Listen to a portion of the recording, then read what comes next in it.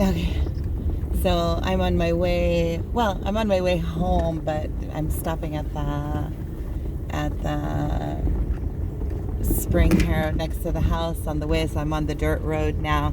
It's about 6:30, something like that. I finished work, I think at around 4:30, and then I went to the supermarket, and the supermarket was just, there's so many kids in there. I'm kind of on the twin flame journey and give like kind of what's going on. What I feel inside of me is like this calm. It's a calm that's coming over me, where I feel like I'm kind of looking in from above, and I'm seeing things differently. Seems like up till now there's been like this pressure, and I've been in this mode of running, and now I feel like I'm in a little bit of a mode of more, everything seems to be settling. It's kind of like there's a glass and everything's stirred up, and there's mud on the bottom, and you stir, and it all starts going around, and then at some point it all starts settling, and then there's like this calm, and I feel a calmness. And I feel with my work, well, that's another thing I'm going to talk about, but I feel like with my work that it's time to, I feel less nervous about it, and like I have a lot more faith and just belief. You know, if you would have told me a year ago that I would be doing videos talking about faith and about God and about God's sent and about the twin flame journey, I didn't even know what the twin flame journey was a year ago, really. I didn't know what it was. I think about a year ago was when I really started, when I really like, there was some kind of recognition. And then it was like, what is this? What is this? It's been about a year since the initial shock of, it's like maybe soul recognition, or it's like a shoal shock, not sock. Well, maybe like a sock in here. Like shock. And I still feel, even though it's been about a year, or, you know, and he's been in my life for longer than that, I still feel like it's something new to me. Like it's something that is still, well, I'm 46, I guess a year is new.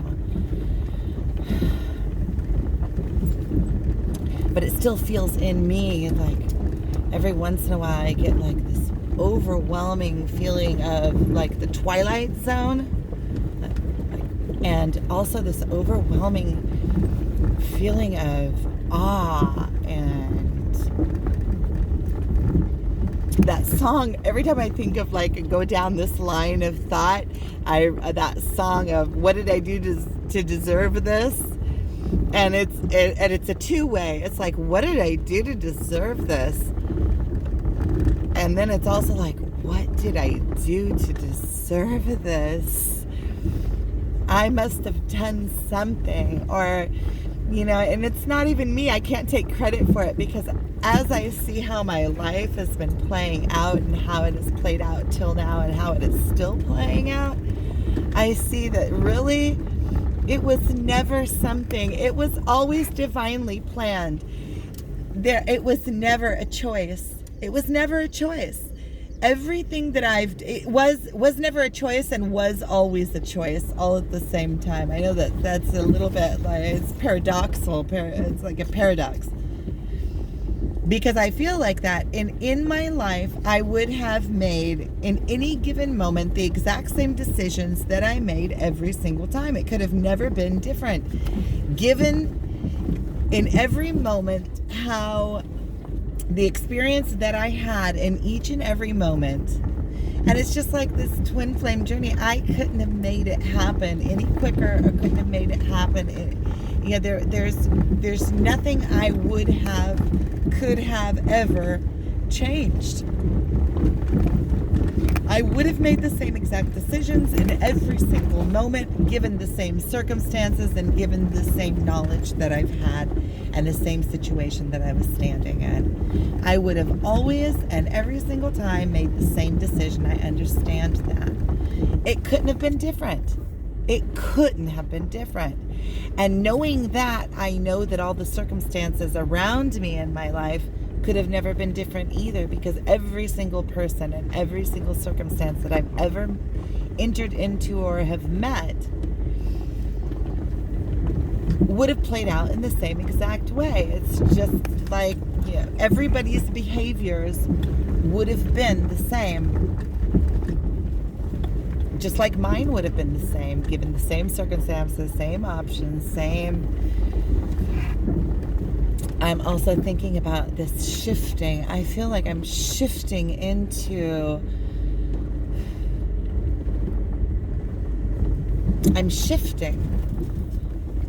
my behaviors are shifting. The way that I react to things are shifting. The way that I look at things is shifting. My perspectives are shifting.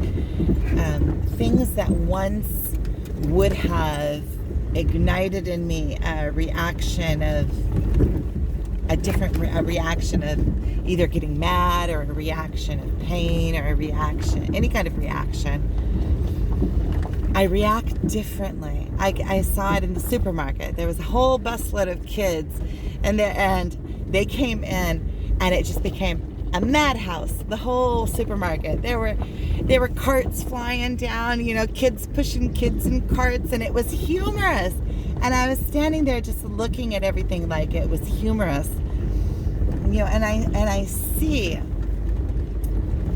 the humor in things. Instead of it making me frustrated, it just made me kind of laugh.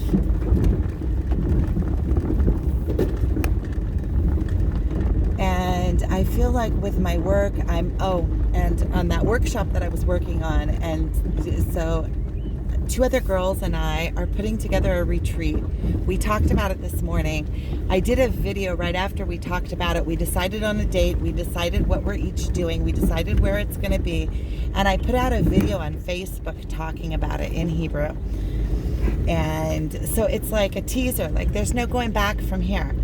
And so me and 2 other girls are going to do this retreat at the end of this month. It's going to be on the 30th and the 1st of July. So the 30th of June, 1st of July, it turns out to be Friday, Saturday at the Jordan River. So I'm excited about that. We have something going on. We're starting something. So I'm just pulling up here now to the spring. I'll turn it around just so you can see the entrance. There we go. Oh, nice. And it's open.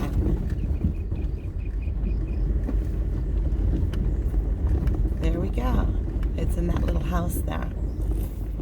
So, and nobody is here. So I have the place to myself solo. Me and my dogs. That means I get to go in the water in my birth suit, which is the absolute funnest. I can feel the shifting. I can feel that there's a calm in me. I'm resonating into this.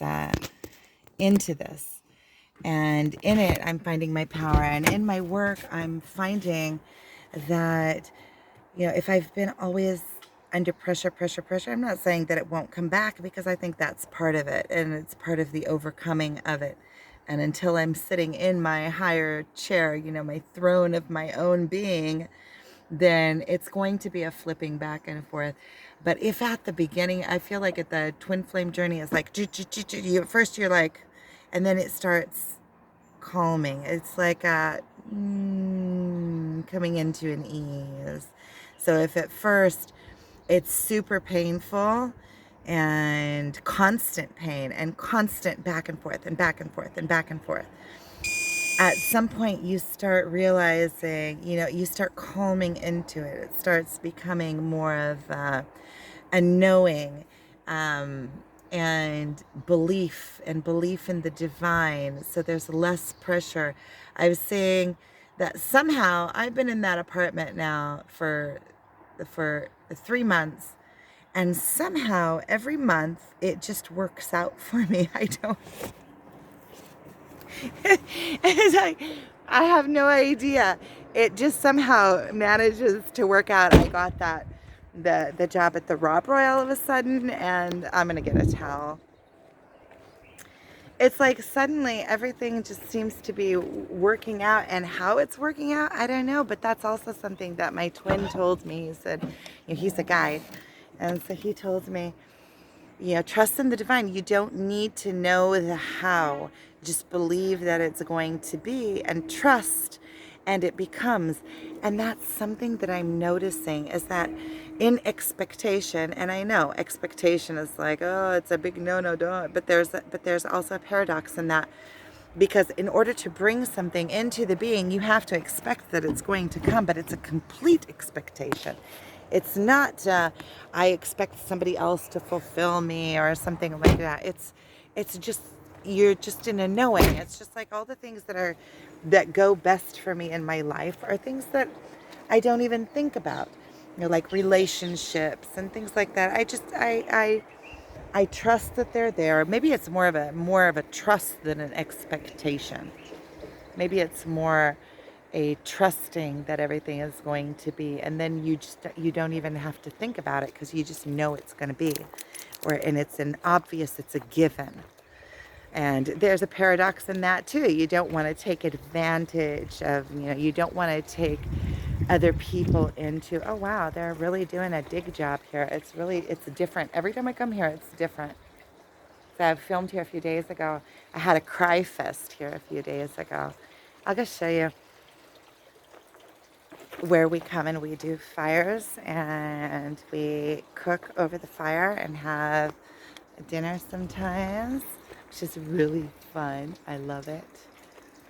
Okay, so I'll turn it around. This is where I'm gonna go swimming. Look at that, it's beautiful.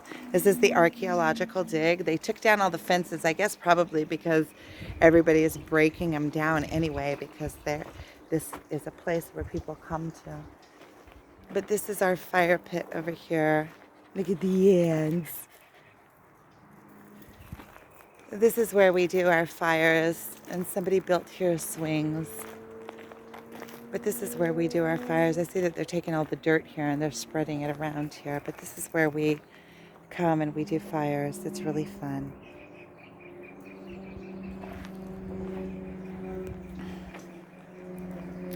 That's the arrow target and sword bag.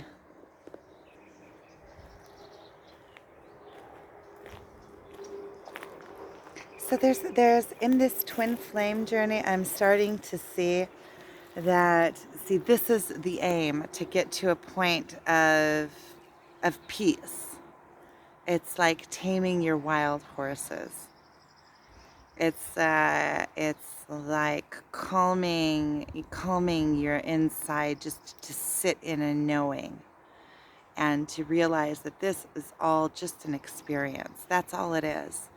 I mean, you can see when you get, at my age, I'm 46. So at my age, I think it's the second time I've said it in this video, you start seeing patterns, and you start seeing, people around you that are aging, and a lot of times when I see people that are a lot older than me, and they're getting stuck on arguments and stupid stuff in the supermarket, and just stupid stuff, and they get all moved, and they get all mad, and they let it get to them, and they get stressed out over things. It seems kind of just silly to me, because this is just an experience. That's all it is. This is all just an experience, and whatever you make of this experience is what it's going to be. So I was listening to listening to Teal Swan. She's really good. I like her, and she's young. Well, I don't know how old she is, but she seems younger, and she has a lot of wisdom that a lot of wisdom. And I was watching one of her shorts, and she was talking about money. And she said that one of the worst things that we can say, and I'm very guilty of it, guilty of it, still guilty of it, um, telling our kids that they can't have something because we don't have enough money for it. And it teaches that it gets a child into scarcity, like the mode of scarcity. And she said that the the ability to get money is more than just the ability to get money. It's the ability to get what we want. So if we don't have enough money, it means that we're not good at getting what we want in life. So it spreads out to a lot of different things. So I'm taking this money thing because money is something that's very measurable. It's something that you can measure. And when you learn how to get what you want, you learn how to get what you want, whether it's money, whether it's a relationship, whether it's love, whether it's whatever it is that you want, happiness, or, whatever it is that you want. How do you measure happiness? I mean, you kind of can, but money is something that is definitely in the 3D world that you can measure. And so when you learn how to go after what you want and get it, then you know how to go after what you want in all aspects of life because you find the pattern of how to get what you want. And it was really, really smart what she said. She said, instead of telling a kid that we don't have enough money, tell him, listen, I haven't done a good job at getting enough money for us, but you can do it differently because your life isn't dependent on my life. That was basically what her short was talking about. But I'm taking it into, as on the spiritual level, if you know how to go out and get what you want, then you know how to get what you want. And I'm taking it as money. So I figure this money deal. Anytime I say I don't have enough money for something, it's me making excuses for myself. It's basically giving myself an out. Oh, I don't have enough money. Oh, the universe is just like that. I mean, there's people that have money. Obviously, they know how to get enough money for what they want or what they need or for whatever, right? And the truth is that in the past, I did know how to get enough money. I went out and got it. I knew how to get it. And I had a very successful business. But there's something that I tied to getting money into losing myself or having to put myself into a place that I didn't want to be, selling my soul or something. And it's connected to that for me. So the act of not getting money and just letting myself off the hook and just saying, oh, I don't have money. It's giving myself an out. It's making excuses. It's letting myself off of the hook. It's not taking responsibility.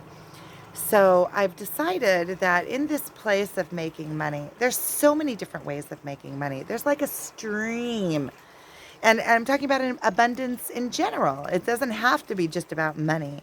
Abundance in general. There is a stream of abundance. There only is abundance. I mean, look around. There is no minus. You don't see like all of a sudden there's a hole and that's a minus. No, there is. Everything that is. It's all abundant. It's all there. There is no minus in the world. There only is plus. Even this hole here that I'm sitting in that the archaeologists dug up, it is a hole. So everything is. And there is a stream of revenue going through the universe. And you can either hook up to that stream with a straw, because obviously I know how to get some money. I just stopped when it was at the place where I believed that I was worthy enough for, right? Oh, I have my stick here. See, this is my stick that I film with. Usually you don't see it because usually my phone is stuck to it. So I'm going to put my phone in it. There we go. And it has a little pod on the bottom that I open, and then I can just stand it. I don't know if I'm going to do that here because, no, it's not sturdy enough. I can put it on that stone. See, on this round stone I'm going to put it. And there's a bench here I'm sitting on, so I'm just going to sit here on this bench and finish. Because I like this video. It's going places. So this revenue thing that I'm talking about, there is a stream of abundance in the world that you can either put a straw in, which right now I have a straw, or you can put a freaking, you can put whatever you want into it. And you have to create a flow that goes through you. You can't just suck from the abundance because then you just like a tick, right? And that's how you see. That's also another thing with at one point I was overweight. I was twice as big as I am today. Times 2. So I can hear a car, or sounds more like a motorcycle, or maybe like a quad coming or something. They sometimes have groups that come on these little carts that come here. They have like these people do trips, but that sounds like some kind of quad or something.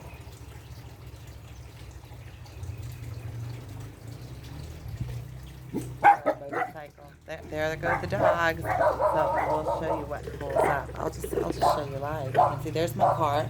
Let's see what pulls up. Yep, it's a quad. Okay. Oh, it's a quad and a quad and another quad. It looks like and 3 quads. So it looks like maybe skinny dipping is out of the equation here for a minute. Let's see how long they stay here. Yeah, it's like a group. So you can either connect to this stream with a straw, or you can just open wide up and allow the stream to flow through you. But it has to be a flow. It has to be on, an in and an out. You create some kind of flow. And now knowing all of this, and I have so many talents and so many things that I know how to do, and so many revenues that I can pump up. אהלן, מה שלומכם? יופי.